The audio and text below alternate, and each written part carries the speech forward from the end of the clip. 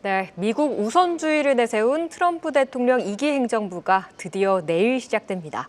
어떤 대비가 좀 필요한 걸까요? 전략 세워보겠습니다. 오늘은 디멘전 투자자문 송재경 투자부문 대표 나오셨습니다. 안녕하십니까? 안녕하세요.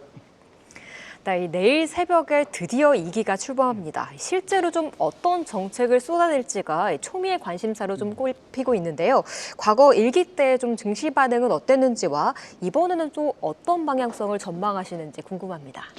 그럼부터는 트럼프 1기 때는 생각보다 뭐랄까 그 목표가 낮았다. 그러니까 그 이전이 엄청나게 좋은 상황이 아니었기 때문에 상대적으로 그 전 임자 오바마였죠. 오바마 정부 때의 그러한 성적표들을 뛰어넘을 수 있는 여력이 상당히 좀 컸었다는 측면에서 반면에 지금 이번 2기를 맞이하는 트럼프 정부 입장에서는 바이든 때 여러 가지 바이든이 결국 이번에 교체가 되니까 나쁜 거 아니냐 하지만 경제 성적표나 주가 성적표는 나쁘지 않습니다. 상당히 좋았습니다. 그렇기 때문에 높아진 그러한 목표 설정이 돼 있는 상태이기 때문에 이번 2기는 1기 때보다는 생각보다 만만치 않게 진행될 가능성이 있다라는 걸 우리 투자자분들이 좀 꼭 또 염두에 두실 필요가 있는데요. 제가 표를 하나 가지고 1기와 2기 때의 첫 시작점을 한번 비교를 해봤습니다. 차트에 보시면 GDP 성장률이 그 전에 시작하기 전에 어땠느냐를 보시면 트럼프 1기 때는 1.8% GDP 성장했었거든요. 전이 오바마 마지막 해죠. 근데 결국은 뛰어넘었었습니다. 네. 하지만 작년 2024년도 바이든 마지막 해는 2.8%나 GDP가 성장을 했거든요. 우리나라보다 어마어마하게 더 높죠. 네. 사실은 미국 입장에서도 지난 10년간 가장 높은 수준의 하나일 것 같은데 결국은 이거를 뛰어넘기가 쉽지 않아 보인다라는 거. 실업률도 오히려 그때보다 지금 4.9였는데 지금 4.0으로 엄청 낮아져 있고요. 근원 인플레이션은 그때보다 지금 2배 더 높습니다. 10년물 국채 금리도 그때보다 거의 2배 높아서 거의 지금 4.6, 4.7까지 가 있는 상태고요. 무엇보다도 주가 수익률인데요. 네. 지금 기억하시겠지만 트럼프 때는 그 전에 오바마 한 2년 반이 한 20% 상승했었거든요. 엄청나네요. 근데 지금은 거의 70% 상승한 상태에서 여기서 또 올라가야 된다는 부담감. 그러다 보니까 밸류에이션도 엄청 높죠. 그래서 네. PE 멀티플이 지금 시장 S&P 500이 22배로 당시에 18배보다 한 4배 이상 더 높은 4.0포인트 더 높은 상태이기 때문에 결론적으로는 트럼프 2기가 뛰어넘어야 되는 목표 값들이 엄청 높기 때문에 올해 트럼프 2기는 내각은 상당히 힘을 많이 내야 되는 상황이다 이렇게 말씀드리겠습니다. 기대감이 득이 될 수도 있고 또 독이 될 수도 있는 상황이기 때문에 좀 어떻게 해석해 나갈지 지켜보시는 게 좋겠습니다. 이 트럼프 대통령 우리 모두가 알다시피 대중의 관심을 굉장히 즐기는 편인 것 같아요. 행정명령을 100개를 쏟아낼 거다, 취임식 TV로 보시는 분들 즐거울 거다 이런 얘기를 많이 하셨는데 어떤 점들을 좀 포인트로 보는 게 좋을까요? 아마도 결국은 그 당시 1기 때와 마찬가지로 2기 때, 1기 때는 오바마 지우기가 사실은 큰 목표였거든요. 이번에는 바이든 지우기가 큰 핵심 주제다 보셔야 될 것 같고요. 그래서 아마 행정명령 100여 개 이상 발표될 거로 보이는데 그중에 우리가 중점적으로 봐야 될 것이 뭐냐? 가장 첫 번째로는 반이민 정책입니다. 바이든이 친이민 정책을 한 것에 비해서 반이민 정책을 본격적으로 할 것 같고요. 두 번째로는 에너지, 친환경 쪽에서 이제는 석유, 화석연료 쪽에 친에너지 정책을 펼칠 것 같고요.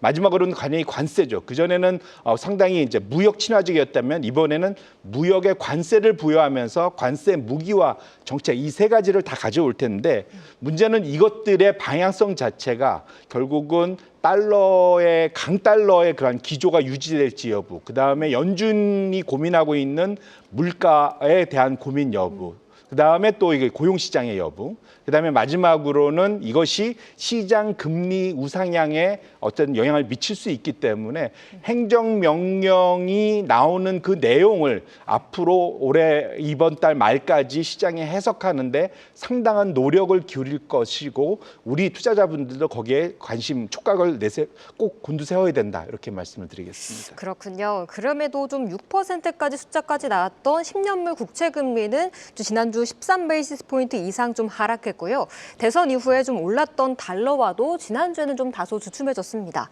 취임 이후에는 좀 국채금리나 달러가 안정세를 찾고 좀 내림세를 그려간다고 봐도 될까요? 사실은 아직은 예단하기는 좀 이르다.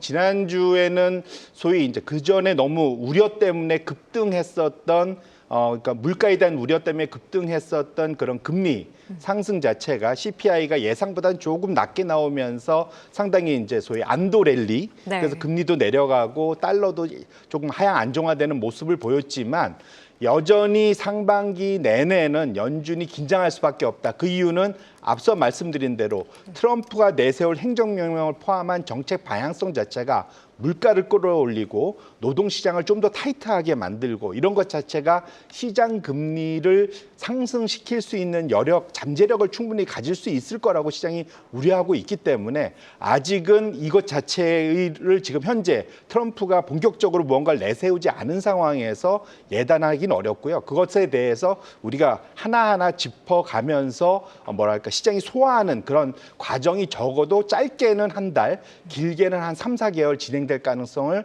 꼭 투자자분들이 염두에 두실 필요가 있겠다 이렇게 말씀드립니다. 상반기에는 조금 더 시간을 두고 지켜봐야 할 것 같습니다.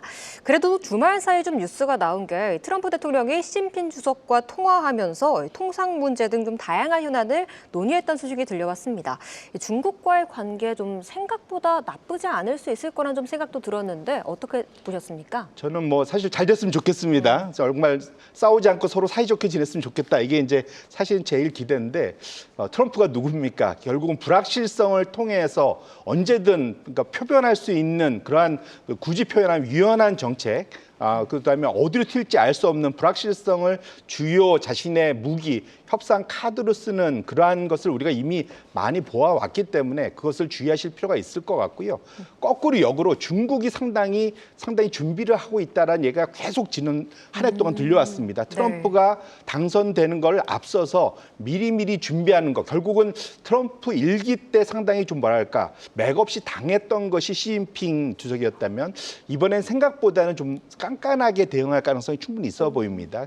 역으로 이제 중국이 오히려 공격적으로 나올 가능성도 있어서 적어도 미중 관계가 양쪽에 한쪽에 완벽한 그러한 양보를 통해서 협상이 이루어질 가능성은 낮고요. 적어도 상반기 올해 한 해 정도는 상당히 그러니까 소위 노이즈를 일으키는 그런 쪽으로 나갈 가능성에 대해서 좀 열어두고 위험 관리하실 필요가 있겠다 이렇게 말씀드립니다. 그러네요. 중국의 성장 또 반격까지도 나타날 수 있기 때문에 좀 그 부분도 유념해 보시는 게 좋을 것 같습니다. 이제 좀 업종으로 들어가 볼게요. 이 반도체 쪽 생각보다 규제 강도가 약할 것이라는 얘기도 나오고 있습니다. 이쪽은 어떻게 보시나요? 그러니까 제일 기대하는 거는 바이든 지우기를 하는 것이 결국은 이제까지 너무 정교하게 공격적으로 잘 만들어 놓은 소위 대중국 반도체 규제 자체가 약화될 것에 대한 기대감이 분명히 있는 것 같고요. 저도 그렇게 됐으면 좋겠습니다. 다만 이제 트럼프 정부가 이것을 바이든의 레거시를 물려받는 그런 상황이죠. 적어도 지금 그러니까 미국 입장에서는 원하는 촘촘한 대중국 반도체 규제가 만들어진 상태이기 때문에 여기서 뭔가 더 공격적인 과감한 규제 정책이 나올 가능성은 낮아 보이고요. 오히려 바이든 지우기를 통해서 일정 부분 규제가 완화되는 것이 나타나면 정말 다행이다. 하지만 이것은 너무 낙관적인 그러한 예측이고 당분간 여기서 더 뭔가가 안 나오기만을 바라는 것이 좀 낫지 않을까. 지금보다는 개별 종목들의 실적과 향후 전망에 대해서 좀 더 집중할 필요가 있겠다 이렇게 말씀드립니다. 네, 알겠습니다. 마지막으로 짧게 하나 더 여쭤볼게요. 트럼프 대통령 2기 행정부 사실 수혜업종, 피해업종 찾기는 이전부터 계속됐었습니다. 그렇지만 이제는 좀 방아쇠가 정말로 당겨진 후인데 어떤 전략을 세우는 게 좋을까요? 트럼프 수혜로 지금 살아남은 건 사실상 암호화폐와 사실은 테슬라 이 두 개밖에 없죠. 나머지는 거의 제자리로 돌아왔습니다. 그래서 투자자분들이 명심할 것은 트럼프 이기는 좀 더 방어적인 전략이 필요할 것 같고요. M7이나 시총 가중의 지수에 집중돼 있는 투자가 있으시면 동일 가중으로 좀 분산할 필요가 있겠다. 미국 투자는 그렇지고요.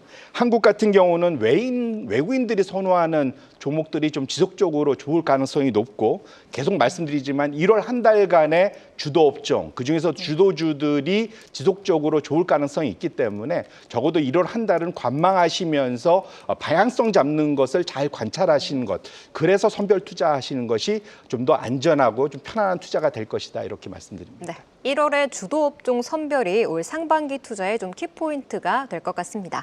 지금까지 디멘전 투자자문 송재경 투자부문 대표와 이야기 나눠봤습니다. 오늘 말씀 고맙습니다. 맞습니다. 네, 성공투자호득1부 오늘 준비한 소식은 여기까지입니다. 시청해주신 여러분 고맙습니다.